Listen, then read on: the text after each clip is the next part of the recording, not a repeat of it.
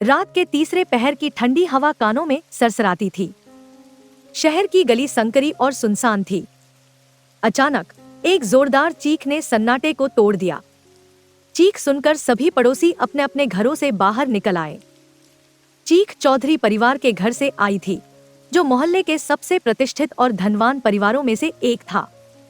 पड़ोसियों ने देखा कि चौधरी साहब के घर के बाहर पुलिस की गाड़ी खड़ी है।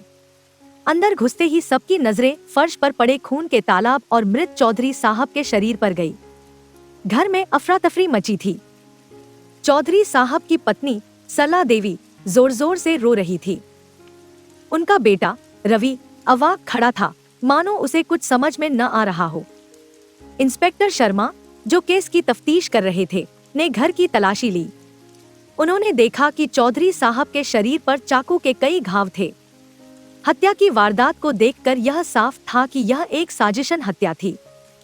शर्मा जी ने तुरंत अपनी टीम को घर के चारों तरफ तैनात कर दिया। जांच के दौरान पता चला कि चौधरी साहब का बेटा रवि अपने पिता से नाराज था, क्योंकि चौधरी साहब ने उसकी पसंद की लड़की से शादी करने की अनुमति नहीं दी थी।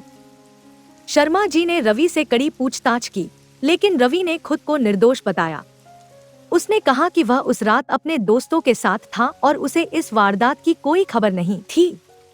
अगले दिन पुलिस को चौधरी साहब के ऑफिस के एक कर्मचारी सुरेश के बारे में जानकारी मिली।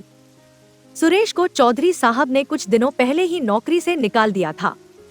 सुरेश ने कई बार धमकी दी थी कि वह चौधरी साहब को इसका खामियाजा भुगतना पड़ेगा।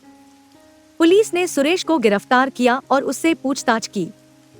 सुरेश ने अपना गुनाह कबूल कर लिया और बताया कि उसने ही चौधरी साहब की हत्या की थी। पर कहानी यहाँ खत्म नहीं हुई।